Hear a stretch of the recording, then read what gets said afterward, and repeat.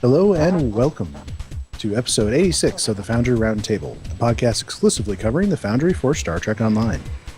I'm your tame Foundry author, Drogan1701. With me is the Kobali reanimated version of Greendragoon. Well, unfortunately during the Kobali process, I forgot all of our show notes. We'll just have to wing it. But thankfully, we have Markhawkman, who comes to us from an alternate timeline where he played Anakin Skywalker in Star Wars. Yeah, well, didn't end quite as well as it should have. Really? I imagine it was 10 times better. And welcome back to the show, SirBoulevard. I touched the space whale and now I'm cured. I don't even know what that means, but it's funny. What I was going for. So we start tonight with we had some good community discussion on the topics on our last show. And in response to our question about why people might not choose to participate in the contest, Ashkrick said that he doesn't want to take time away from his own missions to do a mission on a short timetable on an idea that didn't come from him. Fair enough. We all got our own stuff that we want to be doing. And, there's certain people who just can't work on that short timetable, which I think is, we all thought Greendragoon was going to fall under that category. But turns out... I'm as shocked as you are. The end is nigh. Yes. Probably, but hasn't it always been? So let's see. On the missions that were affected by the revamp of the Romulan arc, Pax, who was in the chat with us during the last show, said he has already made some adjustments to his missions and republished them. The names of these missions is escaping me right now, even though we played them on the show. Valley of the Shadow. Yeah. 1, 2, and 3. He said as he was going through this, he kind of had two options, which was to do some dialogue rewrites and change the ship that Commander Jarek was flying in his missions, or to change the time frame of the missions, which would have required some major rewrites. So he kind of chose the easier options. And this was in response to the changing Romulan story arc. Yes. Which, by the way, we have SirBoulevard here who has played them. So can you give us, not necessarily full spoilerage, but can you give us an idea of what's changed in the storyline? Okay, I would say really the big thing that's changed about it is that they've really compacted a lot of the major plot points into single missions. Is kind of the best way I can say it. They got rid of a lot of the less popular missions, obviously, like, Divided Impera, Minefield, and so forth, that had nothing to do with anything, and just, they're just like, oh, we'll just toss them out. Well, in the case of Minefield, that one was, I'm not really even sure why they made the mission other than filler in the first place. I get the feeling it was a little bit of environmental storytelling, getting to use the Romulan outpost and making a point of, oh yeah, we do have a transwarp network here, guys. Well, the odd part for me about that particular aspect is that it's a transwarp gate on the edge of Romulan space that apparently is used for nothing except that mission. The way I understand it, it's actually one of the civilian gates. That's why we don't use it. So...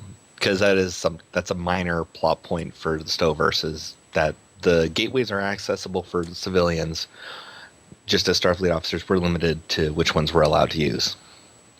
But really, the Romulan arc, the original Romulan arc, had a lot of these one-off missions. Yeah. And a lot of those are the ones that are being taken out. Mm-hmm. The thing they start off with is, they start off very strongly. The new first starting mission, Empress Sela, which you jump just over the border and you go to this conference and stuff happens, and they really do give you a good introduction to the Empire there. There's some minor pacing problems and a little bit of a lack at one point of Romulan NPCs being present, but beyond that, it was a pretty strong story, and it starts off a good arc.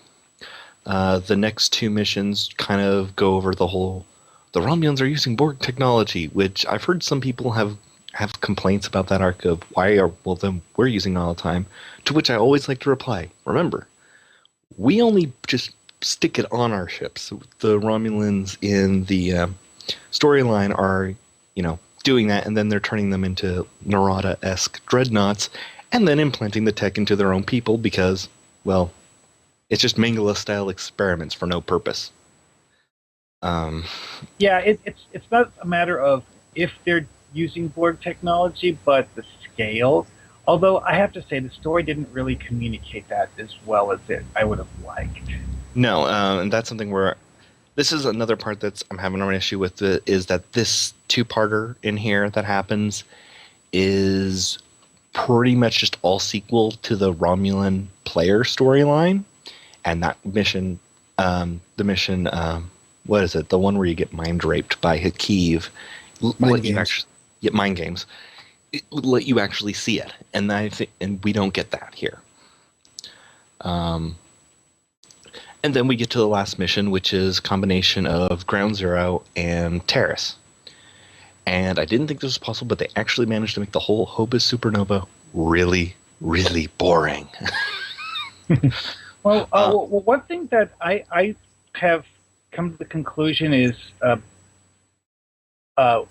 particularly bad omission is the Sherry and Swords thing, because that was kind of sort of the thing on the Fed side that it showed you why their experiments with Borg tech were a bad thing. And that's the thing, though. They did incorporate that storyline into it. The thing is, and they even showed it better, because you can actually go into, at one point you go into this room on the station that I'm not going to mention. It's not Sherian Station, but it's one we know of in the game. And there is literally, you are seeing Romulan shuttles being implanted with Borg technology, and you're watching it, and they managed to make it mundane. It's absolutely mind-blowing. It's just like, go blow it up. What? Can we at least read some fluff, flavor test, something? Nope, just blow it up. Okay. I haven't played them yet, but perhaps I need to go see for myself. The only good thing I can say about the finale is that it's nice that we're getting. There is something I should probably mention. Sean gets a little bit of a presence in the storyline. So Sean and the Belfast, because this is pre him getting the Enterprise, are kind of minor recurring characters for 3 of the 4 missions in this, and he's there kind of backing you up through it, which is awesome. It's nice to see Sean in there, but there's some dialogue. From a real-world point of view, the first time we saw Sean in the game was when they did the 2800s storyline with the Dominion. Exactly, and I'm glad to see that they're bringing him in sooner, because he is tied into the Romulan arc to a degree. Because if you've played the Romulan finale, you know the Belfast leads the charge against New Romulus, for New Romulus against the Alachi. So they kind of bringing him in here makes sense. The issue I have is we're way too familiar with him, and I actually pointed this out to Kestrel on Twitter, and she went, "Oh, I need to go look this over." It's like the dialogue was written way too familiar. We don't know him yet. We haven't even met him face to face during this arc because it's still through view screens. The proper introduction still won't happen until second wave. So it's nice seeing him there. They just need to tighten that up a bit. They tried. This is a good lesson for Foundry authors here, just to interject for a minute. Is if you're going to include characters from the game in your stories, make a note of when your story is supposed to take place, and should the player know them yet. Yep, it's a good thing to take note of. Seal is very present in the arc, and that's fine but I will say she's a little over present. She shows up in 2 of the 4 missions. I'm not going to go too much into it, but I liked the fact that in Legacy of Romulus, even though she was like the headline feature, we only saw her in out of 30, 40 missions, maybe in 5? Something like that. Yeah, and it made sense. Like, she's off running the Empire and doing this stuff, and occasionally we cross paths. This storyline kind of is, I guess, supposed to like fill in where she is during that, but it just kind of doesn't make sense. It's just like, I'm Sela and I get to do whatever I want. Die, mother. Excuse me. Well, to be honest, she kind of showed up at random in the previous version of the storyline. Well, yeah, but that was in the featured episode. And that was something they just fixed up and tied in better. So something I've been kind of wondering about, and I got to say I haven't played the new missions yet. I've been kind of avoiding them so far because I wanted to enjoy it when they hit live. But Smirk had made a comment, and I wish I could say I was following him more closely, but he made a comment like that this what we're seeing now isn't necessarily their final what they plan to do with the Romulan mission arc. Like they're I really hope so. So, I mean, could it be that these are kind of like the highlights in what might be a little bit more story? I hope so. I don't know. Generally speaking, the story kind of runs its arc. And there's there's just reason I say that I'm pretty sure that there's not more in there is one mission in particular throws in about the entire Romulan player story arc into a single mission. I'm not even joking. It recaps all of that, all of the highlights and all that, and then you go, and it's amazing how much they stuck in there, and you're going, I haven't even had time to process this. This should maybe be 3 missions here. Well, I mean, it could also be because I mean, going off of what originally the Romulan arc was, the Federation Romulan arc and the Romulan Republic starting arc aren't the same story. They have elements that relate to each other, but whereas the Romulan Republic is dealing with their battle with the Tal Shiar, the Federation arc really, as it was more focused on the Romulans' pursuit with Borg technology, and B, the what happened at Hobus. The new version is, I can pretty much break it down into a mission-by-mission basis, but it's basically Sela being mad at the Vulcans for letting Romulus get blown up, the entire Romulan story arc being condensed into a single mission, the Sharian sword stuff, as well as dealing with a dangling thread from the Romulan arc, and then Terrace and Hobus condensed into 15 minutes. I mean, like I said, maybe it's a case that this is their first pass because this is what they could achieve within the time to get to the anniversary and the first release. It could be that they're planning to do a second set of missions that expand it out a little further. There's one thing that makes me really doubt that, and there's a reason I say that, is there's a couple of things I've noticed. Many of the maps are much smaller. And the reason I even make note of this is, in some cases, they're not even reusing assets. Like, they're just trying to... one that sticks out in my mind is there's this console on Iconia. We have had the Iconian consoles in-game forever. They were one of the launch assets. And those circular ones? Yeah, the circular ones, the ones we've seen in canon, the ones that were one of the few things that actually looked appropriate. They don't use it. Instead, they use the new one that actually introduces a continuity error. A console introduces a continuity error? I'm not going to spoil it because you'll see it when you see it and you'll go, are you kidding me?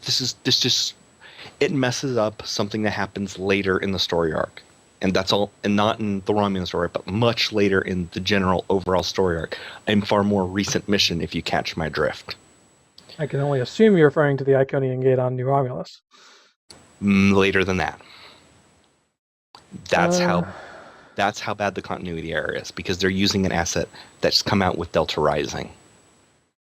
Okay, well, then... Well, this is on Tribble, so you never know what might be a placeholder. True, but this is also a case of, why would this have even gone to Tribble? You've had the existing asset already. So it's like, if this is a mistake, why did you reuse this asset when you've had the appropriate one to begin with? Second, it looks like they try something at the very end of Terrace where they try to tie it into the featured episodes. If you're not familiar, if you don't have like the vault memorized, you wouldn't have caught on to its artwork briefly. That's all I can say about it. But it's like they do it for 5 seconds and then they move on and the new plot point and they don't. It's just ugh, it doesn't make sense. There it is. They're trying to shove way too much into too short. And even if there are more missions, it cannot make up for the fact that they have shoved all this information into too short of a time period. It's like, we just want players to have a 15-minute mission and go. And that's the honest opinion. Okay, well then let's hope it's still a work in progress. Yeah. And I will load up Tribble and go or assemble my own view on it. And I encourage that. The other response we had on that one was Captain Hunter, who has a spotlight mission that follows Divide et Impera, who says he is kind of leaning towards asking that the mission be taken down as a spotlight, since it's too intertwined with actually 3 missions that are on the chopping block. And he says that if he's allowed to be able to edit it again, he could rewrite it so that maybe something like it takes place in an alternate timeline where Divide et Impera happened. Which, that's an approach I had not considered, since we all have, not all, but a lot of us have characters who have played these missions. You could concoct an explanation that says the timeline has been altered. You remember playing these missions, but this, in the timeline we're in now, this stuff hasn't happened. I blame Tasha Yar. She always messes with timelines, doesn't she? Always easy to blame the dead girl who can't defend herself.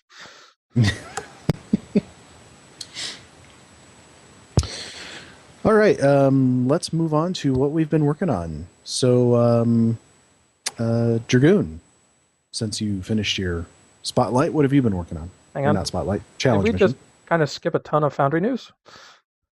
There's Foundry news? There is Foundry news. Go for it. Few things, actually. The first one is that we have a fix that is reported to have gone to Tribble for the Foundry. I don't know if too many people have tried it, but the recently added Rogue Federation and KDF NPCs were tagged to not be allowable for the kill objective, even though we can actually kill them. And so the fix is going out for this so that they will now be valid for kill objectives. The second and bigger piece of news comes via our good friend RogueEnterprise, who has let slip a little bit of insider information that apparently a big new Foundry feature is incoming. For those of you that don't know, Rogue works at Perfect World Entertainment, although he is not on the Stowe team. But on occasion gets a little bit of insider information, and he was cleared to release this and only that amount of information. So we don't know what and we don't know when. But we know it is. He's trustworthy enough that I definitely am taking this seriously.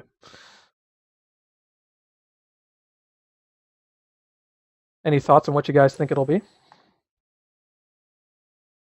It could be any number of things. Yeah, I mean, there's nothing to go on. We can't say what it is, really. And I think we all have our personal wishes of what it is, but we'll see it when we see it. I think it's this piece of tech that we know they've been working on that Steve Vercosa has been teasing for a few months now.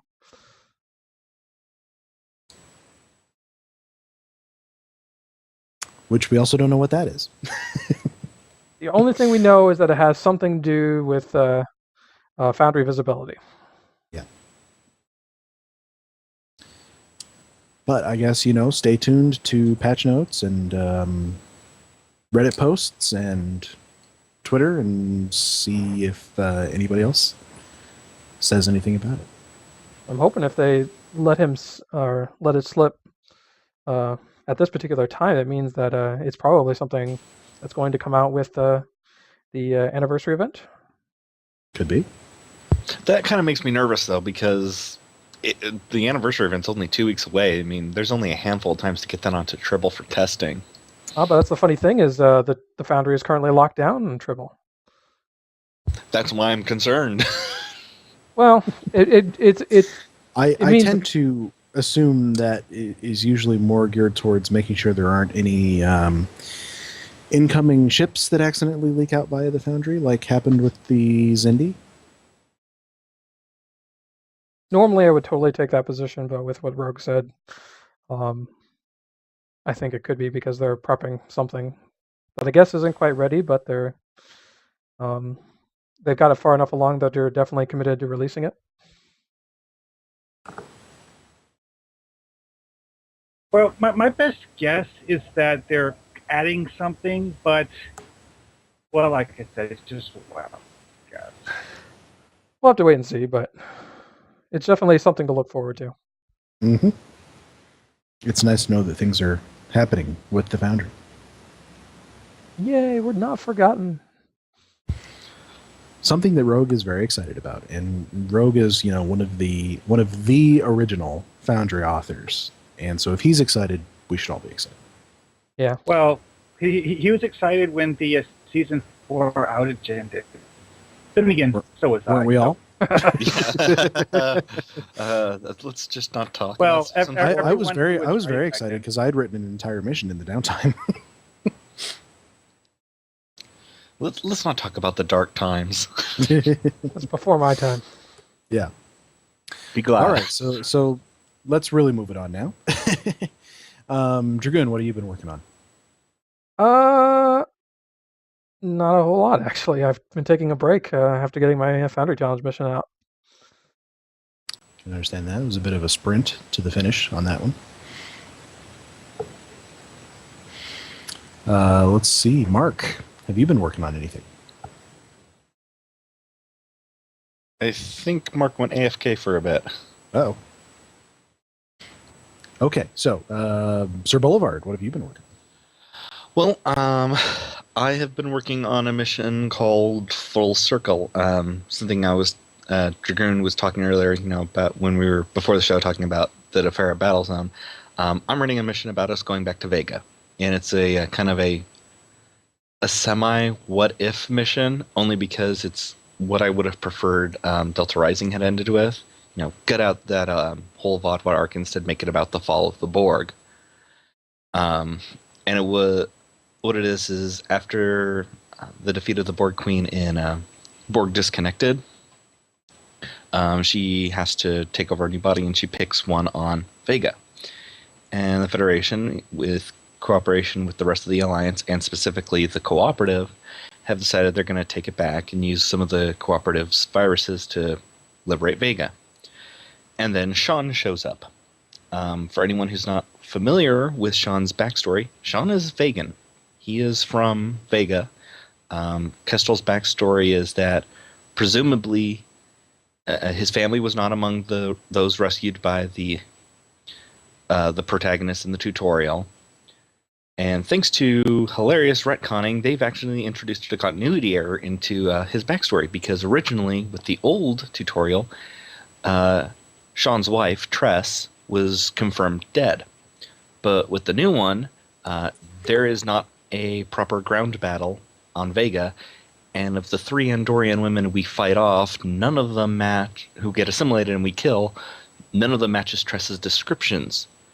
So I'm going with Starfleet lied to him. And so he wants to be a part of this battle, and they're doing the Picard, you're compromised, we don't want you here. Here, you'll add an unstable element, but he insists.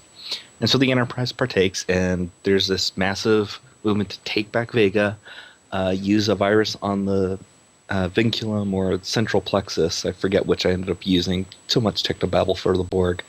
That will disconnect all the Borg on Vega, leave the Queen without a place to respawn, and kill her.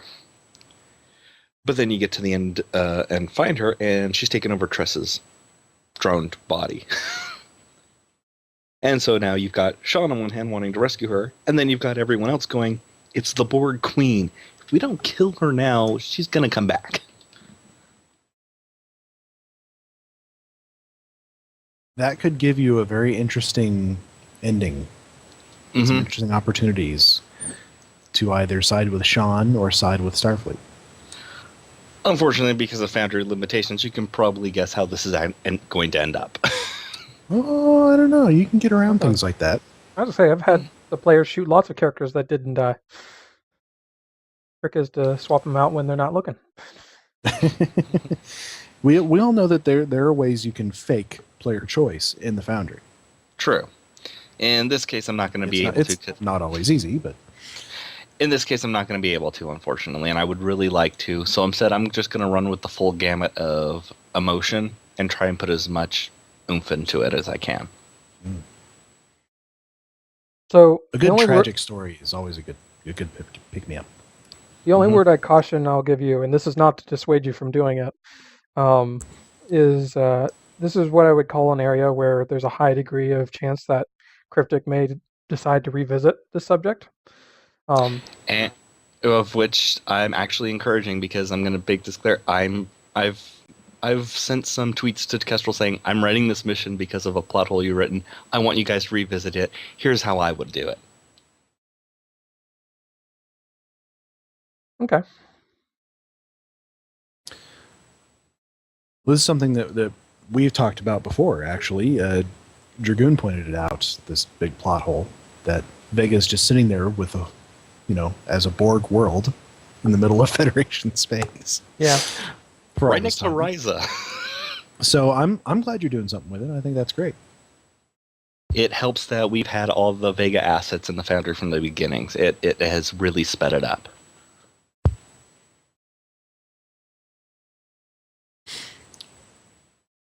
All right. So I've been continuing work on my latest mission. Dragoon, if you want to throw up that screenshot. Sure thing. I've challenged myself to provide new screenshots to Dragoon each time to help show progress. So the very first one is going to be the first map, which is a research institute in the Regulus sector block. You're going to be called there to investigate an attack and a theft of some alien technology that nobody knows what it does. You can probably guess that it will do something bad, because that's how these things go. So I'm using a stock cryptic map, but I've added some things to it, and I'm going to add lots more than this. You're going to come in the aftermath of the attack, so there's going to be lots of bodies and hurt people and destroyed things. And I looked at that kind of sunken area there, and I thought, oh man, it'd be perfect to put some water there. I don't know why it would be there. It just looks great. So I might come up with something of why it's there, why there's just water in the middle of this research institute. From there, you're gonna go for it. I was just gonna say, pools of water are often used to shield radioactivity. Yeah, and it's often used as coolant.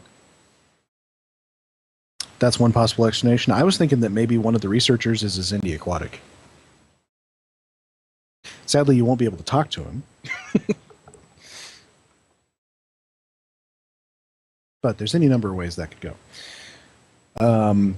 From there, you're going to go to another place that's being attacked and another theft. This one, you're going to actually get there while it's in progress and be able to thwart it, possibly. All of this will be, because this is going to be the mission where you meet Major Recall, the real one, instead of the one, this is the one that Troy took the place of. She survived in my universe here. And all of this will be in your investigation, trying to find her, trying to find out what she's up to. But as far as that goes, I'm going to keep that under my hat for now. So progress is ongoing. All right, let's see. We've got some reviews tonight. Who wants to go first? I guess I will go first. Okay, go for it. I played Frozen Cocoon by damzelltrill. That's spelled with a Z. And basically, the plot of this mission is that you are called out to the Arctic Circle on Earth to investigate the crash site for the Borg sphere from First Contact and then again in Enterprise. Because they found something interesting actually under the sphere itself, something not Borg. So you transport over to the site, meet up with the scientific team that's there, and you it basically says they think they've found something Iconian underneath, and so you proceed to investigate. And as you go through, you find this Iconian gateway. However, a signal goes out, and all of the frozen Borg still left from the Severe wake up and attack the base. And you have to defend the base and take out the Borg.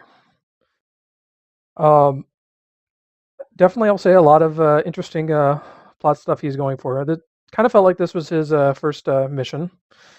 I saw quite a few polish errors, like unnamed NPCs, grammatical type or spelling typos, a lot of stuff like that. A lot of weirdly named objectives. I will say the combat was incredibly challenging. I probably killed 6 or 7 elite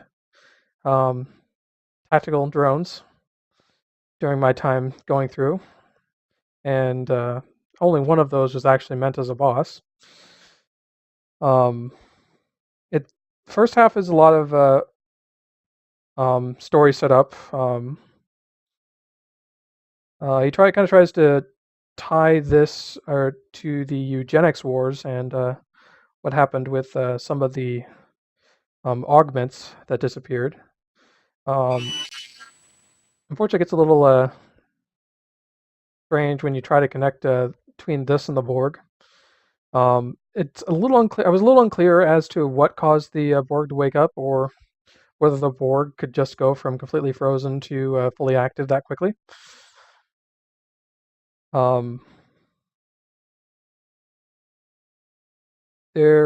not going to give away anything at the ending, but it's definitely clear that the author is kind of setting this up for a sequel. Overall, I mean, it's a good start. I thought definitely the combat could seriously stand to be toned down, including being a little less frequent. Also, captain mobs are really only best if used for boss fights. Just having them spread out makes for a very challenging fight, especially if they're on occasion where groups can overlap and combine, and then you're fighting 2 captain level mobs at the same time. I only got through because the character I was playing on was like fully equipped in Omega armor and was an engineer on top of it, so it was one of the more survivable characters I have. I still died a lot. I kind of like what he's kind of trying to do with the story. I think a couple of his details about exactly when the eugenics wars and augments and stuff happened.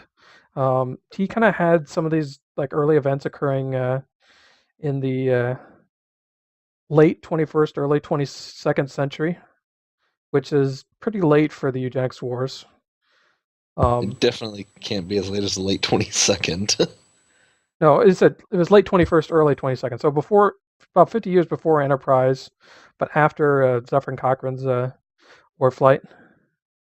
Well, I think that the eugenics wars are one of those things you can't really perfectly pin it down because of... Yeah, we know it was in the 1990s. It was supposed to end... Yeah. 1996 was when Khan left Earth. Yeah, which obviously doesn't sync very well with our actual real-life history, nor with some of the things we saw like in later Trek, like in Voyager, when they're going back to the 90s and everything's fine. I tend to... You sure? Because I remember the eugenics wars. I mean, that was a huge deal. Why don't...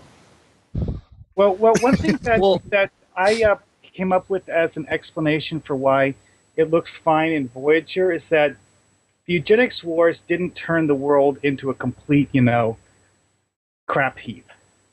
Actually, they did say that I think San Francisco was one of the cities that remains relatively untouched, and that's where they went. Well, yeah. I just prefer SF Debris' interpretation of it. if you didn't hear, the Lugmans invented Doom, and they took over the world when everyone tried to play it on the net. But it was so badly reported, everyone thought it was just a conflict between an Asian warlord and four ninja-eating pizza-eating ninja turtles. I've always gone with the theory that the date for the date for the eugenics wars was a little off, because I mean Kirk kind of talks about the records from then not being so great, and so I kind of figured that it was a case of the eugenics wars just happened a little later than they thought. So maybe it was kind of tied in with like the start of World War III and all that stuff. I personally would, if I had the opportunity to write a trick show, I would probably just retcon it and make the eugenics wars the first part of World War III. To be honest, with the way that the timelines work, the two things happened in a relatively close timeline, because it's like if you were to break it down in Star Trek the Animated Series, where they had the Romulan Wars and the Man-Xin Wars, because both of those allegedly happened in the continuity of TAS, is that the only way for it to work is if both of them were relatively short fights. If I recall, they did retcon the Romulan War to be relatively short. It was intended to be like the last half of Enterprise that we didn't get. And you could just easily put the Man-Kazin Wars at, when I did Honor for Rasa, I put it at the borderline of the 22nd and 23rd centuries, because there's just a 100-year period in there where nothing is discussed between the Romulan Wars and TOS. Yeah, so that kind of works. Yeah. I will say that, getting back to the mission, I will say that I don't know exactly where he's going with these augments and the Iconian gate they discover. It's kind of implied that the group of augments found the gate, got it working, and basically left it to go find a new home. But as far as the rest of the mission, it doesn't really figure in, so I'm guessing it's a element he was setting up for a later mission. It would have been nice if the stuff with the Borg tied in a little bit better with the stuff with the Iconian Gate and the augments. But that's kind of just a minor quibble. Overall, the maps were fairly stock with some prop additions to kind of fit the scene. Few technical snafus, like one where it looked like you meant to have you exit the map from a door, but instead it just immediately jumps to it, which means you probably forgot to set the exit location. So, like I said, a lot of stuff like that. I mean, definitely a mission that could do very well with a nice polish pass. But overall, I mean, a decent start for a first Foundry mission. Great. Mark, you've got a mission review.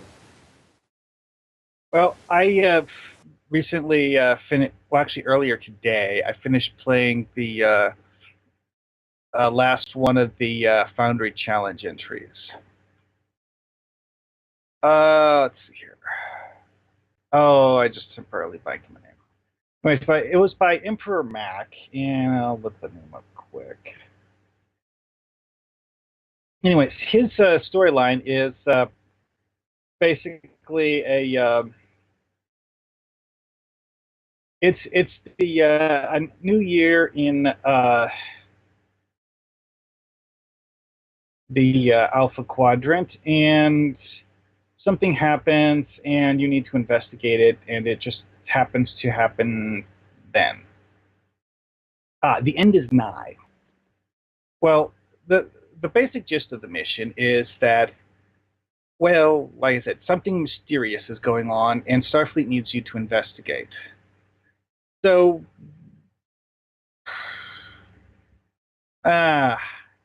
you guys think I should go full spoiler mode, or just kind of like try to halfway spoil things? Actually, on second thought, I can't really explain the thing I've disliked most about the mission without going full spoiler mode, so never mind. Anyway, okay, you are called to Vulcan because something happened and several ships were detected that shouldn't really be there. So, and then while you're discussing that, another group show up at Tellar, so you have to immediately jump to Tellar Prime and investigate. Although you get there after the invaders are gone. But you do find a disabled ship that was left behind by the attackers. And you are able to confirm that it's, one of the ships that attacked the planet, that it is in fact a Starfleet vessel, and that it was reported lost with all hands in some sector of space halfway across the Federation. And apparently, an enemy of the Federation has been salvaging Federation vessels and using them as part of this attack as a method of getting close to their target without being detected. Well, you rummage through the vessel, you manage to find something that's a clue to lead you on to the next thing, where you find a Ferengi who is semi-cooperative. Depending on the way things go down, you may or may not have to blow up a Nausicaan battleship. Then again, when I did it, it was not challenging, so yeah.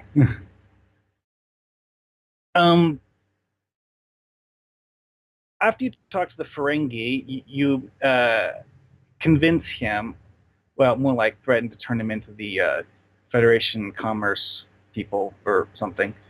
You convince him to tell you where he got the stuff that you found on the other ship, and then you go from there to figure out who put it there, and then you find yourself beaming down to a planet where a group of Andorians are having a New Year's celebration, even though it's not actually the Andorian New Year, and they're kind of, sort of, well, let's just, after you look around on the planet, you figure out that these Andorians think that they are living in the 1900s, when, as everyone knows, it's 2410.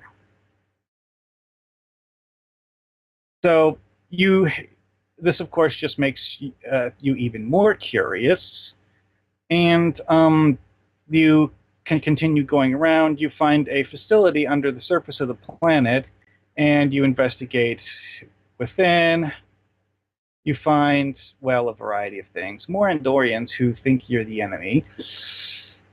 One thing about this that was kind of off is that this mission would feel extremely odd because these people are, in fact, Andorians. They're not pretending to be Andorians. And, they don't ever stop. And it's one of those things where fighting a temporally displaced past version of one of your allies is always awkward because, or your own race is always awkward to write because, well, they don't think. Having them automatically see you as an enemy needs to be explained some way in the story. And in this one, that part was kind of, well, it was halfway explained, but not really. Anyways, so you go around and you eventually find this group of androids, which are, if I remember right, they're Gorn that are costumed to look like Borg. But they're actually neither. They're some sort of androids created by the, real bad guy. Then you keep looking, you find a Binar pair who are completely out of it. And then you find the real bad guy who, well, his plan is to exterminate all life in the entire galaxy. Yeah, that was the thing I mentioned that I kind of found to be rather awkward is that, okay, alien invasions, sure, whatever. Doomsday plots to literally blow up the galaxy, uh, it's a bit overblown. Um, the map designs that he did were reasonably good. Uh, One thing that someone mentioned in the previous podcast where we were discussing the various challenge entries is that one of his spawn points tends to have your bridge officers get stuck in the ice. Yeah, definitely a problem. Actually, I noticed that a lot of his spawn points were generally awkward. I mean, because whenever he did a space map, you spawned so that you were positioned so that you were facing away from your objective, and needed to turn your ship to face the objective. Another one is the one when you go to the interior map and you're going through the caves that this alien entity had repurposed. You actually spawn facing a stalactite or stalagmite. Well, it's a combination. Anyways, though, you spawn facing it with the door to the objective behind you. It's very peculiar, to say the least. That's also one that could possibly be problematic with bridge officers because you spawn right next to it. I didn't have any of mine get stuck inside it, but it seems like a possibility. Can't really say a whole lot else about it because it's definitely not what I would consider to be a great mission, and it has some promise. There were certain parts of it that seemed a bit nonsensical, though, because why did the guy go to the time and effort of temporarily displacing a group of Andorians when he was planning on blowing up the planet that they came from? Also, he didn't have a tight enough control on them, and that's actually the reason why you found out about his plot. It's because the Andorians were basically doing their own thing, even though they didn't really know where they were or even when they were there. But they were doing their own thing. One of the things I kind of found it odd that these temporarily displaced Andorians could even come up with this plot to attack Tellar, considering that they're so far in the past. Well, still, like, logic has ever been a requisite for being a Trek villain. Yeah, I mean, this mission kind of writer. This mission kind of falls into the kitchen sink kind of a mission where like all of these disparate elements have been thrown in together and they don't cohesively work together. It's almost one of the things you have to be very careful when you're coming up with a plot, is to make sure that you almost like start at the end and work your way back and make sure that everything that leads up to your ending fits, that it makes logic from the perspective of the villain. Well, that's actually one thing that I believe it was. I think it's the J. Michael Straczynski discussed on several occasions, was that when he wrote stories, he would start by planning how the story would end, and then, putting in a sequence of things to go from the start to the end.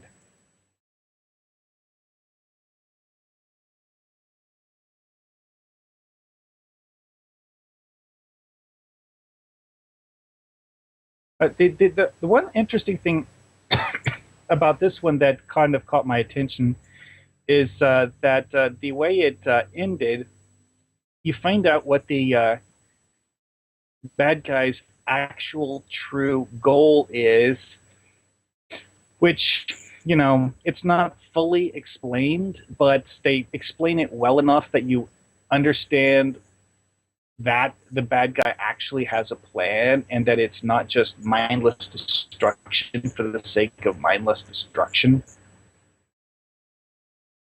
Namely, that his race, who, ceased to exist in the physical plane, did something kind of sort of like the way that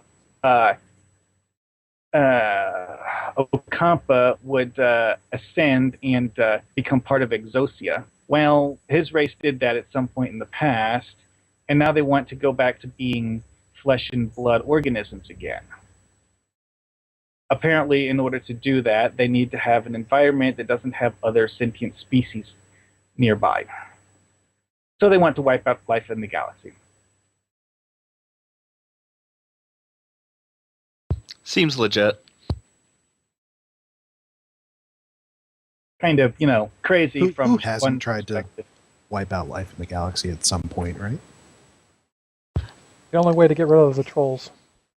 The part of it that I found to be the most overblown, though, is that at one point in the dialogue, it claims that this race had developed a device that was so destructive and powerful that a single device, and this guy claimed to have built 17 of them, was capable of wiping out all sentient life in the galaxy.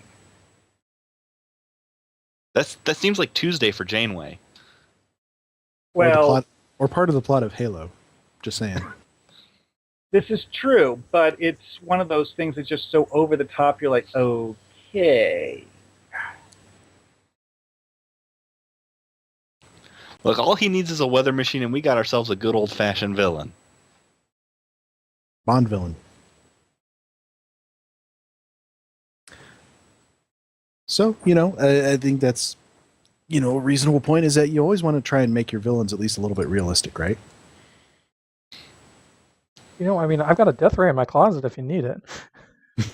Well, one thing that I wanted to talk about with it on a previous show actually was writing Nihilist, and well, this particular villain in that one, it was definitely a nihilist. He had a reason for it. It wasn't just like random insanity, but he wanted to blow up a whole lot of stuff. Would seem to be a tough kind of villain to write, I would think. Well, yeah, because there are two things that you really, really need to have for a nihilist. One, the desire to, wipe out a whole bunch of people. I mean, we're not talking about people who want to subjugate the galaxy. We're talking about people who want to exterminate the galaxy. And coming up with motivations for doing that even halfway makes sense is, well, I would say it's somewhat challenging, but that would be underselling it. I think sometimes people don't come up with the best reasons for that, for why villain wants to go on a mass murdering spree. And I think the usual and the worst one is, oh, my wife got killed. I'm looking at you, Star Trek 2009. Well, see, that one was actually kind of, I guess we could say, focused on a specific group and not, Sure. People in general. Not just in general. Yeah, I mean, I will say this. At least, Nero wasn't just upset about his wife. I mean, that one definitely hurt the most. But, his wife died, and then everyone else he knew died. And his entire planet. It's a little more complicated. I'm making a generalization, but it seems like the number one thing that drives people crazy into mass murderers is in fiction is their wife dies. Like, yeah, I'm pretty sure that most people would just, sort of drink instead of going on mass killing spree. Well, that's the thing is, if we're gonna, sorry, go ahead. I was going to say, it depends on how they die. I mean, if your wife dies a pretty gruesome death, you might end up on a mass murder spree. But, might. I mean, if she was torn asunder like Games of Thrones style, you might go for it. Well, I was just going to say that if you look at real life, if you look at the absolute monsters of real life, like take Adolf Hitler, I'm sure was a long series of moral justifications to get to the point where he got Actually, to be honest, I don't think in his case that was actually true. He kind of played it off like that, but I've always thought that he came across more as the kind of person who used it as an excuse for what they were doing, rather than because he actually believed it. And Hitler's a more complicated person. Anyways, as much as we all like to make him he was the ultimate evil. He did also like art, sugar, and loved his dog. So, Oh yeah, I mean, These people are No- complex, and when you're writing your villains, make them complex. I mean, if you want a truly evil person from that regime, go with Mangala. That's just a dude who tortured people because it made him laugh. yeah, I mean, almost no villain thinks of himself as the villain. That's something key to remember. They almost Well, always think that their actions are justified, or that it's something that they deserve, or something along those lines. I think that there are, I guess you would say, a variety. Villains usually don't think of themselves as irredeemably evil, no, but they don't necessarily think of themselves as good either.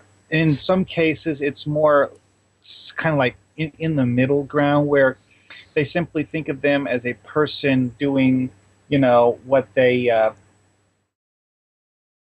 I hesitate to say need to do, but what they are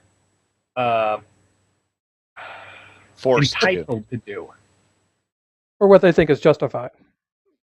Well, not morally justified, though, because a lot of them really don't take morality into consideration. Yeah, but they can justify it to themselves. It's, necessary evils, I guess is the best way to think about it.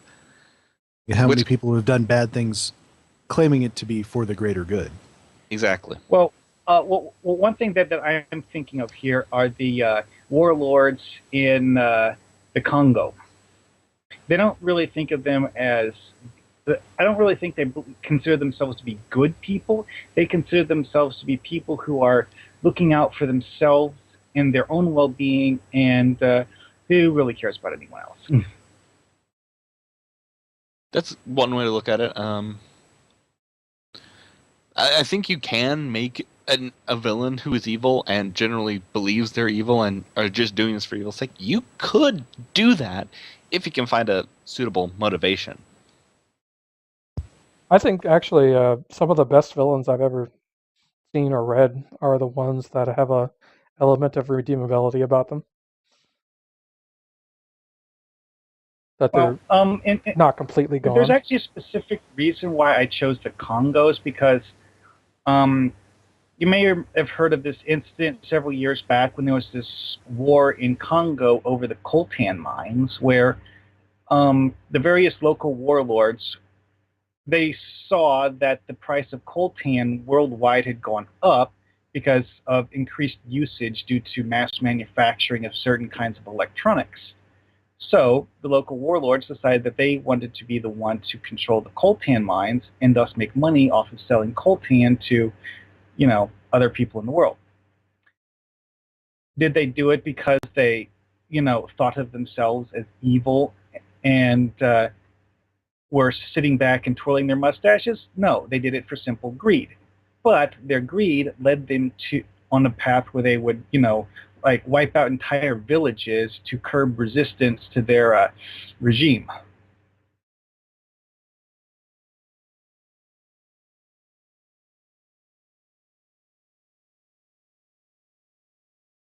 I guess what I'm getting at with that is that sometimes in the case of nihilism, there is it's a logical extension of a quest for something else.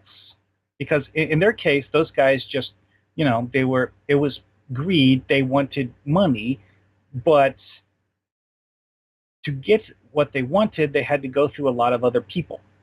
And when I say go through, I mean wipe them out. Not one of the more common reasons to, do mass murder in stories, because it's kind of boring, but it's a very human thing. And as we all know, most aliens in Star Trek are caricatures of humans. That's true enough. And something that needs to die. it's rare to find an alien species that is written in an alien manner because, of course, who's writing these species? It's humans. So we're going to make them extensions of ourselves. They still need to have the aliens relatable. So the aliens were just completely foreign. It's next to impossible for us as humans, viewers, to relate to them. Well, you think about the alien species that didn't work as well and are not as memorable from the shows, I think are the ones that are written to be more alien. Yeah. Well, one of the... Unless you're talking about some of the ones that really did come across as being extremely alien and yet at least somewhat memorable and relatable, one of them was the Shellyak, who, well, their perspective was that humanoids were an inferior form of life and thus weren't really worthy of existence. Which, from a certain point of view, it's relatable because it's a very, very overblown sort of elitism because we're the best and everyone else can die now. But it's very alien at the same time simply because of the nature of their elitism.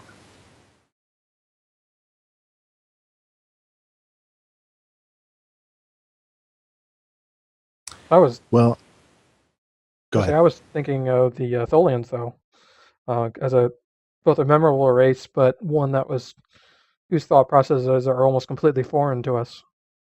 I mean, we've had them in stow, and we still really don't get them. We're not given much insight into how they think and that sort of thing. Of course, it's kind of hard to get inside the head of a crystal spider thingy. But I'm just pointing them out as one of the more... There's missed opportunity here for some scene involving a mind meld with a Tholian. Actually, did we have a Foundry challenge related to the Tholians? We did. It's one of the ones that I entered, and honestly, my mission was really not enough to do with Tholians. Probably should not have been in that. And I also entered that one. So. And Drogon, just to point out, you can't mind meld with a Tholian. Either you would die or it would die. Actually, you can. One thing Spock demonstrated in several episodes is that while direct skin-to-skin contact is best, he doesn't actually need it. He can do it through a barrier. It's just not as effective. Yeah, I just interpret that one as TOS being silly for silly's sake because they never did that again. Yeah, TOS did like to play loose with the rules. They had some continuity issues, you might say. Well, TOS hadn't invented continuity yet. Yeah, that was kind of a TNG thing. It was back in the dark times in the 60s when continuity was a foreign word. And then again in Voyager when continuity was once again a foreign word. There is no threshold. What are you talking about? That never happened. It was an alternate timeline. Just remember, every time you go back to Earth Space Dock, you have freaky salamander sex. Which reminds me, didn't we have the 20th anniversary of that thing that didn't happen? 20 years of hailing Janeway. Well, not 20 years for Threshold yet, but for Voyager, sure. All right, just for that, because Threshold was what, like season 2? Season 3, something like that? That was like 6 or 7. I don't remember exactly. It wasn't quite that late. It was season 2. It was like early season 2. Really? There you go. It was pretty early on in the show.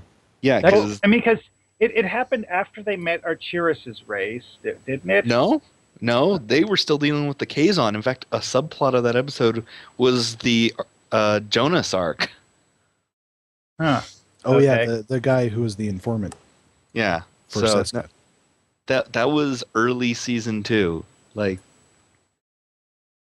so sometime next year, dealing with all those early plots that weren't necessarily the best. Sometime next year, we are going to celebrate the 20th anniversary of Threshold. Oh, I wouldn't watched it.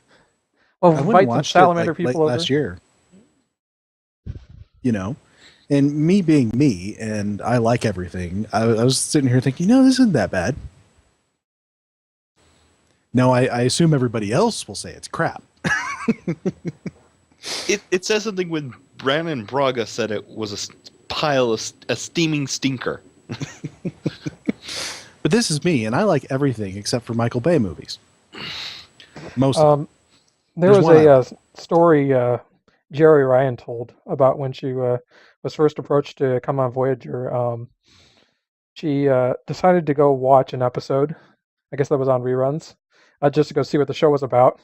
And she said it was just this horrible, horrible episode, and was like, I can't believe I don't think I want to be a part of this show. And so she ended up talking to the writers, and she told them, I was like, look, I watched it, and I don't think I can be a part of this. And they said, well, which episode did you watch? And I said, oh, I watched this one. And she didn't tell during the story which one it was. But I said, oh, no, you shouldn't have watched that one. That was like the... No, we promise it's much better now. We regret ever writing that episode. I have a sneaking suspicion that my episode was Threshold. It could have been. But regardless, happy birthday, Voyager. I mean, the thing that I said on Twitter is I said, it wasn't the best, and it wasn't my favorite, but it was part of that whole, I call it the golden age of Trek, whereas, you had TNG, DS9, and Voyager all together, and it was, I was growing up at that time, and it was just, I thought it was a fantastic time. And honestly, more so than any other series, I think Voyager, we've gotten so much material from Voyager. Oh, sure. First, yeah. I would like to say that TNG was my first exposure to Star Trek, but it was really the animated series. But TNG was the first Star Trek that I was able to watch on television on a regular basis. Mm-hmm. Yeah, Voyager was actually the first one that I watched from the pilot all the way to the end of the series. Yeah, I think there was a lot of good in Voyager, a lot more than what people like to give it credit. There's good in Voyager, but I'm going to quote Chuck again, because I'm going to quote him from when he was doing his review of Endgame. The reason I end my reviews with that clip from The Thaw isn't just for the joke about fear being afraid of Janeway. It's also because of how good that episode was, and this little tiny bit of me going, you were terrible, but you could have been so much more. I have to say, Voyager had a lot of interesting episodes. I mean, there were several episodes that were, made you scratch your head and wonder if the writers were high and who approved that script to be produced. Tuvix was an extremely good example because I look at this and I'm like, what the heck? I mean, I understand the whole Still have yet to concept see somebody use our version of Tuvix in the Foundry, and I would love them to. Somebody use that. Make a mission around that. What was it? Somebody on Stowe Reddit just recently discovered that that was in the Foundry. Yeah. Was getting all excited. Actually, I got a reply from Zero on that thread because I pointed out that there was a Cardassian version of Harry Kim, and she replied and said, no, it's Perry Jim, and other non-litigation or other things that are legally mine that I created. I'm pretty sure the EULA states that anything that goes into the Foundry is property of Cryptic Studios. But no, my point. And they would have permission to use Tuvix anyway, because that's part of their license. My point is that Voyager, like every Star Trek series, with the exception of TOS, had a rough first 2 years. Mm-hmm. TOS is the odd man out on that one, where it... Well, they only had 3 seasons. It kind of declined, even in Season 3. It declined in Season 2. What are you talking about? Romans with submachine guns, anyone? Yeah, but that's kind of the charm of TOS. You got to take the campiness and own it. Stuff. They also had an entire season where they literally did not build any new sets because they didn't have the budget for it, and they found creative ways to reuse existing sets that were owned by the parent company and had been built for other purposes, like Mayberry. Mm-hmm. So it's just like the Foundry. We're constantly using stuff that other people built.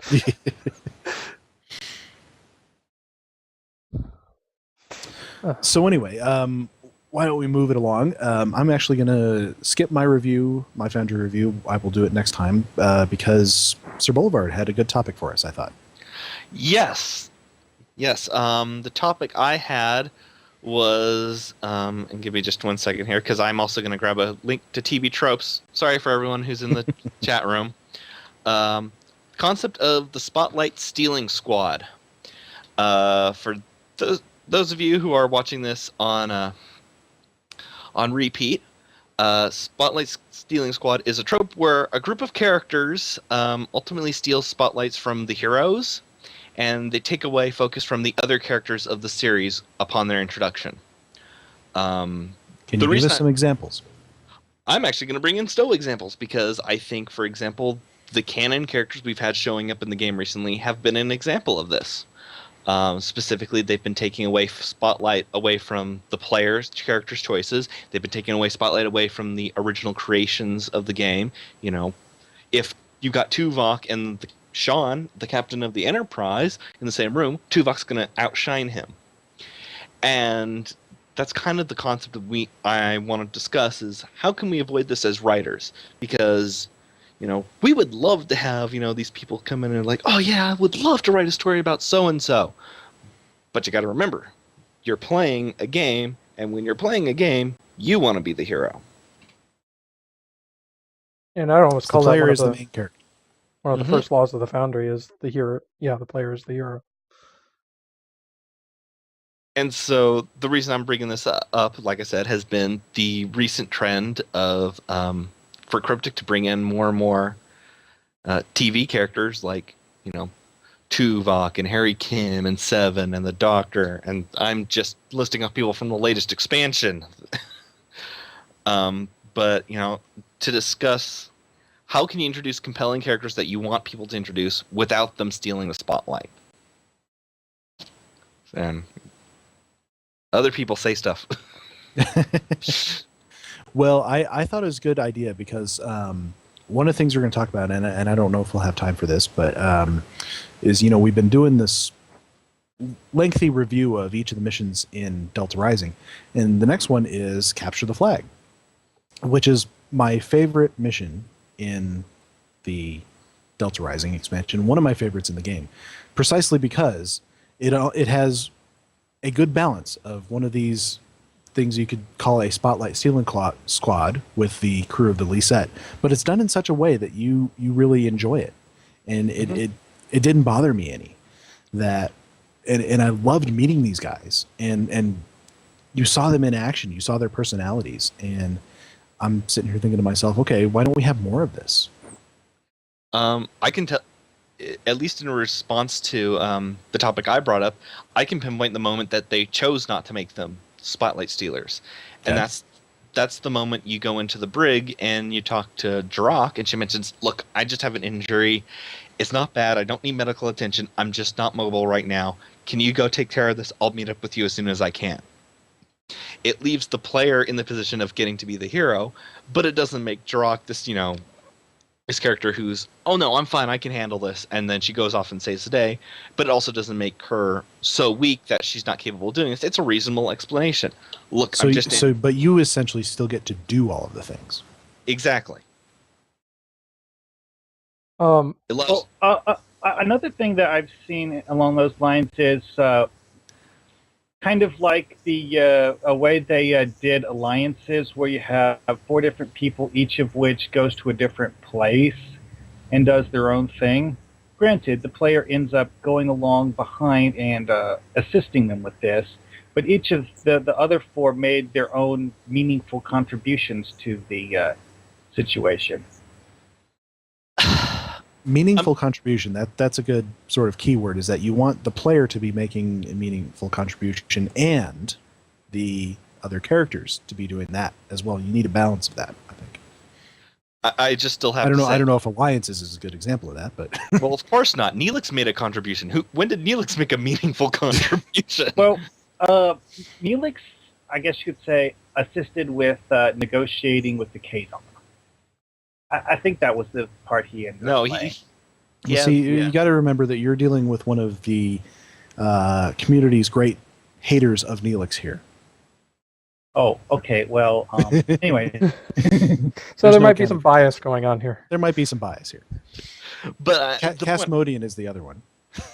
the reason I say that I bring up Delta Rising in particular is I look at all the new factions like they introduced. There's one character in particular who I think is a spotlight seeking slot, and Pax mentioned this about Voyager, is 7 of 9. 7 felt really out of place throughout the storyline. I know they tried to shoehorn in this whole arc of, I feel guilty about unleashing the Void Warp, which doesn't really make sense. That's not really 7's personality, for one. And 2, it really took away from an opportunity to put, say, either Gaius Salon in there, who was just getting his start, and we're going to get to see more of him, thank God, coming this anniversary. But also the fact that they had an opportunity to introduce a cooperative member. We have Hugh in there. If you're going to bring in we saw from the rest of Delta Rising, they didn't have a problem bringing in a TNG. Why not get Jonathan Del Arco to reprise Hugh, who was a minor character, and have a chance to flesh out that faction, give a chance to give them some life, and have them as this ally along for the journey. And that's kind of where I'm... Go ahead. I was going to say, there's something I've noticed that Cryptic does often, and I've know this because this is something I noticed when I was making part 2 that I also tended to do, because I had invented all of these characters that I wanted to introduce, and in fact, I had a whole squad, a secondary squad, and I found myself as I was going through wanting to give all of the dialogue to them because I had the characters fleshed out, I knew how they'd respond and stuff, and I had to will myself to integrate the player's buffs, because your natural tendency is to cut out the player's buffs in favor of the characters that you already know, because let's face it, buffs are hard to write for. You can't do very much with them, and it's incredibly limiting. But I think that you almost have to make sure that the player and the buffs are an integrated part of any conversation that goes on, because it's almost like resisting the temptation to give the bulk of the exposition to the star or to the guest star would be a better way to say it. I think you're right. I tend to write a lot of dialogue for bridge officers because, I think one of the best parts of Star Trek and one of its defining parts is the ensemble nature of its casts, usually, if you ignore the movies. Everybody gets their moment. Everybody is part of the conversation. It's a team effort. And, I always go back to, what's the first thing Captain Picard does in a crisis? He says, suggestions. And then everybody contributes. And then he says, we're doing this. So, I think it's integral to Foundry mission writing is to involve the boffs and involve the players. And I totally agree with that. But the reason I get kind of upset is I look at it and I'm going, you had an opportunity to flesh out, to do more, and you ended up going with the fan service. And if you're going to go with the fan service, it has to be meaningful. I have to say, after playing Delta Rising, 709 ultimately contributed nothing to the expansion besides having Jerry Ryan along for the ride and getting one of the character model artists to get to make camel toe for the game. That was wonderful. But your mileage may vary. Glossing over that. The point I'm trying to make is you focus so much on these 5 canon characters instead of having the opportunity to work with your entire cast. You have this rich cast, but since we've started having more and more of the Trek actors coming in, they've been shunted back into the darkness. Sean's the Enterprise captain, and he was completely absent for this expansion. I'm glad to see that he's getting some love during the anniversary, but you just demoted the Enterprise to an extra because you wanted to bring in characters. And well, I can kind of understand them doing this, mainly because of the fact that from a certain perspective, Sean is the guy who you see, patrolling the borders of Federation space. He's not the guy that they send off into the deep, dark depths of somewhere else. Obviously, they send Tuvok and Voyager. Because And they you. would, of course. And your captain. Well, your captain is the one that Tuvok goes everywhere, and, not the Enterprise. Tuvok and Kim and Seven of Nine are all individuals that went there because they were familiar with the area. Sean, on the other hand, well, he's familiar with kicking Jim Hadar butts. I think you can infer that Sean is doing something else. Yes, and I think It's we a can big infer fleet. that. But this has kind of gone like way sideways from the point I'm trying to make, which is you have this entire other cast, guys. You can afford to spend less money on the actors, getting everyone in from this game, and having them be the focus of, look, we got everyone back from Voyager. When you could say, we got 1 or 2 people from Voyager, and we're also getting the rest of the Stowe cast in. And not make it about, oh, look who the actor of the week. Make it about the Stowe universe. And I get the feeling that, I totally get it. I mean, they're in the position of, oh my God, we got all these actors, let's put them in. I mean, they're in fanboy mode. And that's fine. But it's got to meet the plot, and it has to at least not be to the detriment of every other character in the game. Because they all have a purpose. I get, you said, the Enterprise shouldn't go, all right, that's fine. Voyager gets to be the one out there. Tim Russ has been a recurring character. He has the experience. It makes sense. That's fine. I don't have a problem with that. But when every mission, with the exception of Capture the Flag, is focused around a character from Voyager, or they're all together and it's just this kind of little bit of a fan wank, oh, look at who you're all interacting with today, then you've taken something away. Yeah, that's one of the big differences between us and Cryptic is they have a lot more angles that they have to consider than we do as Foundry authors. But I mean, we're kind of free to write whatever we want and do whatever we want. They have to, because They at the have end to of the day, consider wider audiences, and they have to consider, the people who are here, and they want to also attract people, and having that more what I coined on last show is that Trek value. Upping that is essential to attracting people. And I have a counterpoint to that, though, which is Legacy of Romulus. Because they advertised the crap out of the fact that Denise Crosby was in it, but she showed up for, like I said earlier, like maybe 5 minutes. And she was important to the plot, but it was Hakeem who was the bad guy who we had all our focus on. And he's still one of the more popular villains of, oh God, I hate that guy. Well, I don't think you'd find too many people who would argue that Delta Rising was a better expansion than Legacy of Romulus, myself Agreed. included. and in fairness, Legacy of Romulus's big selling point wasn't Denise Crosby. Their big selling point was the new faction. Yeah. True. But you didn't see Drock on all the advertising information. I mean, they were thinking out there, oh yeah, Romulan faction and Denise Crosby. That was the second big point. It wasn't the number 1, but it was number 2. Whereas Delta Rising, the first point was, look at the actors we got. Yeah, Well, like I said, I mean, it's a good illustration that there's sort of more than one strategy that they can use, that they can try, and maybe one's better than the other. Well, marketing, see, here's the thing. If they hadn't emphasized the voice actors for Delta Rising, which aspect of the expansion do you think they would have discussed? I mean, the only other major aspect of it is the Delta Quadrant itself and the level cap change. And, those are things that, from a fanboy perspective, are less interesting. yeah, I mean, at the end of the day, they do have to answer to the publisher, unlike us. That's true.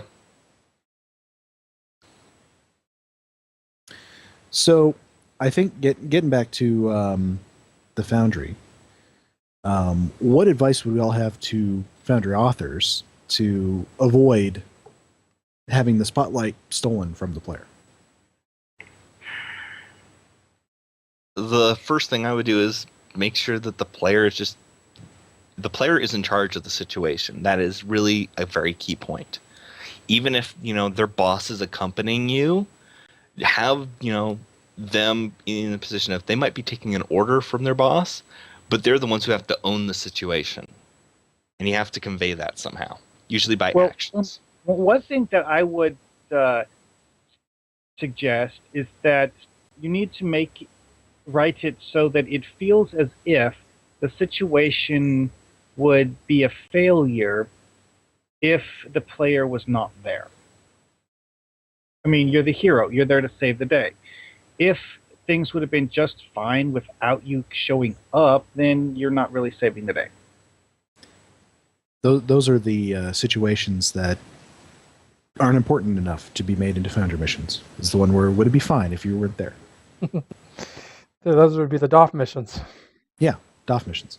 I was just going to say, this is just more of a general tip, but I always like to keep the dialogue conversational. Don't put all the words into the guest star's mouth. Make sure that it's an exchange between the captain, the player, and if it's feasible, the boss. And even one thing I would suggest that can help with that, if I may, is having guest stars be from ostensibly the player's own crew. Can help sometimes. Junior officers, people who you wouldn't normally see on the bridge unless their expertise is needed. That's appropriate. I mean, field or something. I don't want to discourage authors from including someone from outside the player's ship. Mm-hmm. But I think having somebody from their own crew it can be helpful in situations where you want them to feel like, my ship and my crew is important. Well, let's go back to Star Trek itself and see. Well, during the shows, how did they handle guest stars, or that one character? A lot of them were officers from the various ships that the various main character ships. I think another good one to look at if you're going to go into canon is look how Barclay was handled, because he was a guest star, but and he was only intended to be a one shot, and they brought him back. Same thing with Shelby. Shelby was there in case, Patrick Stewart didn't renew his contract, but during that episode, during Best of Both Worlds, she was a guest star. And she had to simultaneously have the voice and speak as a member of the crew, but she couldn't take the spotlight off of everyone else. And she also had to be Commander Exposition as well. Exactly. But I think one of the things that made that work is that there's not necessarily, I want to say there's like outright battle between the main characters and the supporting characters, but there's room for conflict. Even if it's like it's a discussion of differing opinions, there's room for they're not just there to drag along the story. They can have like a back and forth as like, no, I think we should go this way. Well, I think we should go this way. What if we did this? That sort of a thing. Well, and you also notice that Shelby is not that episode is not about Shelby. It's about Riker and his relationships with Picard, with Shelby. It's about and if the Foundry player is the main character, then all of these supporting characters, it has to be about your relationship with them. But I mean, I think it almost kind of brings up to one of the key points is because the way Shelby worked is she had a confrontational nature that drew out Riker and forced him to kind of look at some of his he had become in the 3 years the show had been going on. And in that case, she was just kind of like a focusing lens on the character. Yeah, exactly. She had a majority of the dialogue, but it was about Riker. But another interesting one is that guy who was the I had the on top of my tongue. The Napian guy. I forget exactly what his name was. But what happened was there's this one episode where the main focus of the story was on Deanna Troi investigating someone's death by walking around and listening to telepathic echoes. Oh, yeah. That was kind of a weird episode. The point I wanted to make with Shelby, though, was that where this can work really well for a Foundry author is that the main character or the player character is this blank seat of unknown. And if used just right, you can use one of those types of guest characters to kind of or focus the lens back on the player character in such a way that you get the player to fill in these gaps, and then suddenly develop an emotional connection and feel like they're speaking to their character, which you know nothing about, but it seems like you do. And that's where providing multiple dialogue options for the player character is essential if you want them to be able to play a personality. Not only that, but I mean, almost invoking emotional reactions about how the player feels about their character. Mm-hmm. And it gives a lot of opportunities for the player to have responses to this character. You know, they can agree with them, and they can also get into conflict with them. And that empowers the player. Mm-hmm. Anything you do to empower the player. You keep the focus on them. Yeah. But still create interesting characters. Because you can't have a story without characters. And I've seen some Foundry missions that didn't have any characters, and they were not very good. I noticed, remember one of those things Hippie John used to like to say is that he, how he would talk about like hating a particular character, but in that hate, loving it. Because it's the characters that you don't care about and don't remember afterwards that are bad characters. If you hate a character, you know, it obviously it had an effect on you. Yeah, it's like it's hating the characters for the right reasons. Obviously, there's plenty of room to hate a character because they were poorly written or they're not believable or something like that. But the character that comes into conflict with the player character can do a world of impressive things. Well, one thing that Pax pointed out in the chat room is that in the case of Shelby, one of the aspects that made her unlikable is that she came across as someone who cared more about her career than getting the job done. And that's how she came off at first. And then you sort of gradually, as you got to know her better and as the situation worsened, she kind of emerged as somebody, you know, it's this good character development. She emerged as somebody that you could count on in that crisis instead of she was just out for herself. And I think it's really a, you know, as the characters in the show even point out, Riker was kind of that way in season 1, you know, the pompous jerk who, you know, it seemed like he was only after himself. But, you know, after you got to know him, he really wasn't. He was still a jock most of the time, but he was that's a nice not an guy. Uncommon thing for your sort of rising star kind of people to be like. Mm-hmm. Yeah, I mean, I've met a lot of people in real life who did think that way. It's just that usually they carefully chose when to discuss it, and that's the one of the things with Shelby is that she had an odd way of expressing it. True, but you know that's also she wasn't shy with her. Yeah, and it is fiction, of course. So, of course, it's possible that the writers kind of shoehorned it in someplace where they had room where they had a character to say something, and they just couldn't think of a better time to put it in the episode.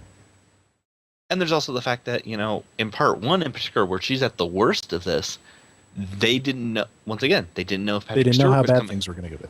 Exactly. So they had to prepare her as a character because the next season, if Stewart wasn't going to come back, they were going to hire her, and she was going to be the new number 1.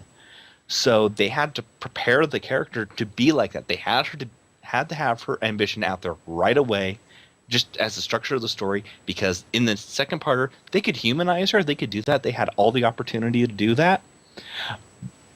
But they also had to make that point very clear right off the bat to kind of create the contrast, the conflict, and then they could humanize her later on. And then if they were going to end up having her for, you know, the next 4 years of the run, they could at least build on her and show that she wasn't all that. I guess that's it's one way to put it. It's a good example of how to establish your characters, how to establish personality traits. Is you have them go to not necessarily huge extremes, but to some of the extremes of their behavior and their personalities right away. And so you say, okay, you know, Shelby is career driven. Okay, we know that you right have off the bat. demonstrate their personality quirks before you show their full personality. Yeah, essentially. And then, later on, as you spend more and more time with them, then you get to know them. And often when you meet real people, it's like that. You have that first impression, and then you get to know the more subtle aspects of their character later on. So, Foundry authors, when you're establishing characters, lay out those personality traits right off the bat, and then you can go about humanizing them, as SirBoulevard says. Mm-hmm.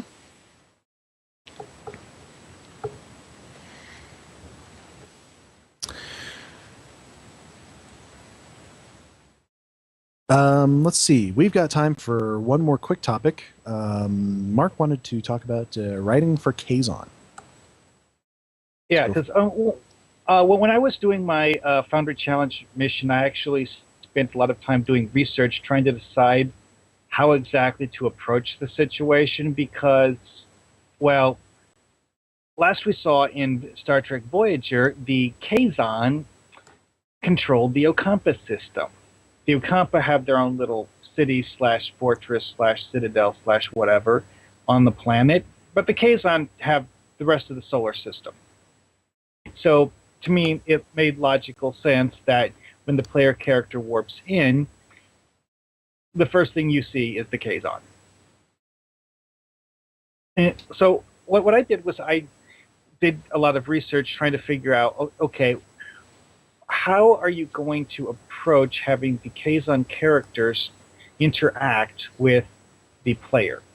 Well, in STO, you actually do see interact with the Kazon in several different ways. I mean, there's one mission where you basically just show up and shoot the Kazon and leave, but there's also some where the Kazon actually end up helping you. Well, in 2 occasions, they end up helping you shoot other Kazon, but, well, the number one thing that occurred to me when I was pondering this is that the Kazon really are not a cohesive whole. I mean, in the TV show, they showed, just how divided they were, and really got into the whole infighting aspect. And in one episode, they established that at least at one point in time, there was actually a total of 18 different factions of Kazon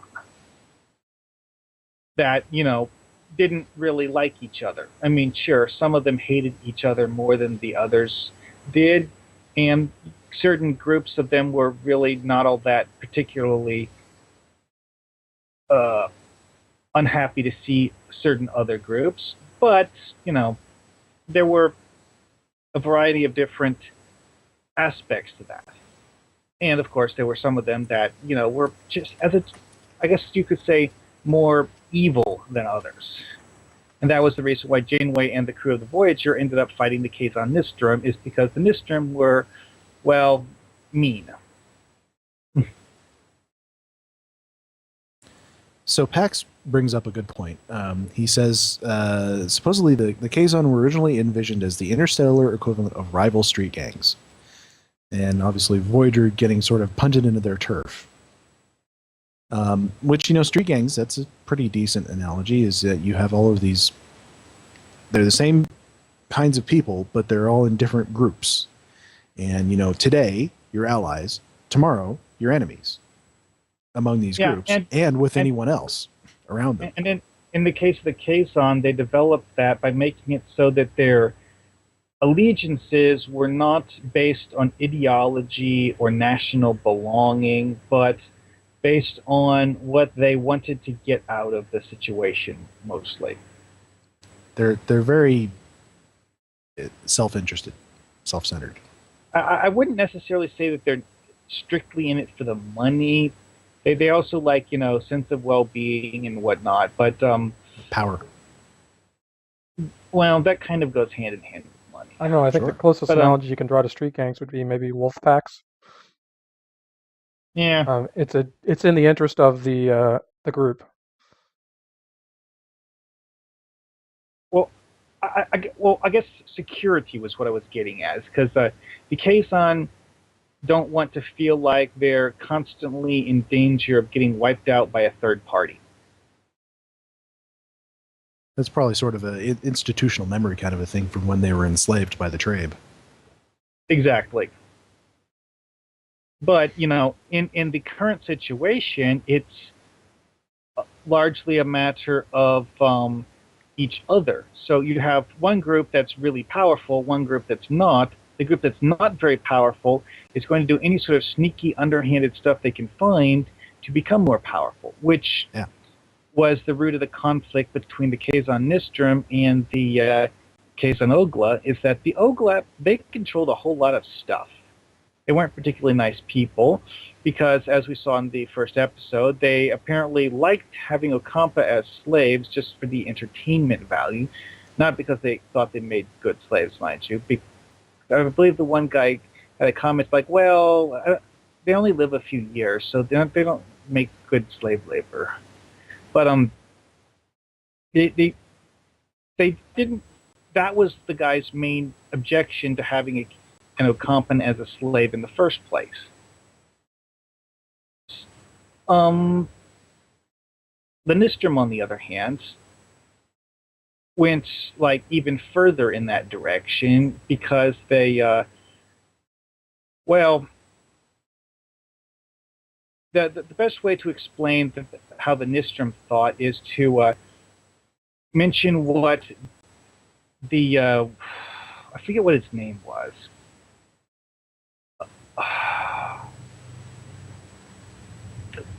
The leader of the Nistrum, when they were doing it, Kulla, that's who it was. Anyways, when Kulla managed to successfully capture Voyager, his first thing that he wanted to do was fly to a nearby planet in Voyager and use Voyager to blow up a colony controlled by the Kazon Halic. That was his first goal after capturing Voyager. Why did he feel the need to just completely blow the colony to bits? No idea. It's the Kazon. These are the people who nearly killed themselves with a frickin' replicator. Well, this is true, but you can bet that he had some grievance against them, or he wanted that resource. It was something to do with, it would benefit him. It would either make him feel better or make him more powerful. I'll go over quickly several of the notes I made about the various factions. Okay. The Halic. They're mentioned in Stowe as joining the Delta Alliance, but, it's only by name. You don't really see them. They're not significant, but they do join the Delta Alliance in Stowe.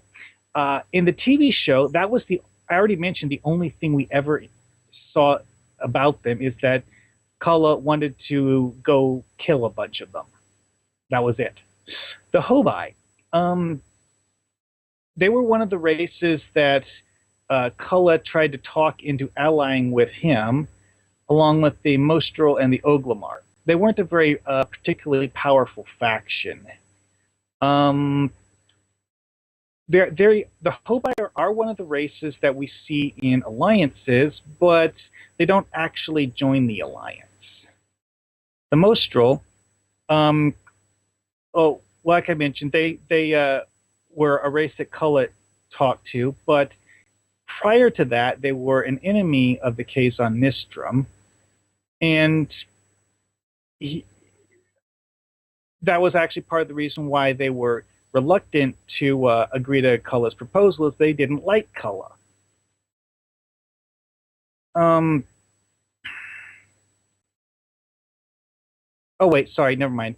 The Hobai don't show up in Stowe. They were not seen here. I had that confused with something from the TV show. Okay, the Mostral joined the Delta Alliance. For some reason, the Mostral in the TV show got pissed off, and one of them was ranting about how he was going to get revenge for what happened in the episode Maneuvers. I'm not entirely sure whether he was angry at Janeway or angry at Cullen, but he was pissed off at somebody. The Nistrim, well, mentioned them. Let's see here. We see them in Stowe, and they're the faction of the Kazon that decide they want to side with the Vaadwaur. The Ogla, let's see here. They're known to be enemies in the TV show of the Kazon Relora. They're one of the two most powerful, or at least they were back in the Voyager era. The Kazon Ogla are also the faction that controlled the Ocampa system. And in the 2370s, they actually had a colony built on Ocampa to mine some mineral there that they were sell to the other factions. They actually aren't seen much in Voyager, because most of the Voyager episodes you see the Nistrim. The Kazon Ogla, however, possibly because they're the faction that has the most to lose if the Vaadwaur start attacking everyone, they decide they want to join the Delta Alliance and protect the galaxy from the Vaadwaur. And they actually do help you fight the Vaadwaur. Oglamart. We don't see them in Stowe. They showed up basically, as a way to have a fourth faction involved in something without really exploring what the faction was. Palmar, the Kazon Palmar are the Kazon faction that Neelix contacted to create the Alliance proposal meeting in the Voyager episode Alliances, which kind of says something because of the fact that Neelix knew one of the members of the Kazon Palmar and was able to talk to the guy and get him to send a message to the other Kazon leaders without, anything awkward happening. The Kazon Palmar seem to be written as one of the nicer groups of Kazon, which is in my mission I did for the Foundry Challenge. Actually, the good Kazon that you see at the end are written as being Kazon Palmar. In Stowe, the Delta Quadrant storyline, the Kazon Palmar joined the Delta Alliance. Then, let's see here, we have the Kazon Relora, who were I mentioned that the Kazon Ogla were one of the two most powerful. Well, the Relora were the other of the two most powerful. The Relora were enemies of the Nistrim and the Ogla at one point in time. In one episode, when a meeting between Cullen and the Maj of the Relora went bad, Cullen actually killed the Relora Maj using a transporter beam. In Stowe, the Relora pretend to join the Alliance, then later betray the Alliance to help the Vaadwaur. Let's see here. The only other two factions that have ever been mentioned by name, one of them is the Kazon Sarah, which actually was mentioned only in background material for the TV show and never mentioned in a produced episode. It's possible that it was one of those things where they wrote down a list of names they were thinking about using and then changed their mind about what names they wanted to use. They've done that before. I mean, the Vidians were originally to be called the Vaforans. Then they have the Kazon Vistic, which showed up in one of the books and were said to be weaker than the Kazon Nistrim, which is kind of surprising because in one episode they mentioned that the Kazon Nistrim only have a total of 12 spaceships spread between all of the members of the entire faction. And that's about it. That is pretty much all the data I was able to collect about the various factions. Which, if you're paying attention, there's 1, 2, 3, 4, 5, 6, 7, 8 that were actually mentioned by name in a significant manner, and 2 more that were mentioned by name and not actually seen in the TV show or Stowe. So there's 8 factions that, you know, are completely, utterly unknown. That's a good resource for anybody who's looking to write the Kazon into their missions. But we are out of time, so Dragoon, if you want to throw up our contact info. Okay. We can be reached at Foundry Roundtable at live.com. We can be also reached on Twitter at Foundry Roundtab. Jorgen can be reached at Jorgen1701. Mark here can be reached at Markhawkman. And I can be reached at Greendragoon. And Excellent. I haven't actually bugged you in a while. Have you been checking the email? We'll go with yes.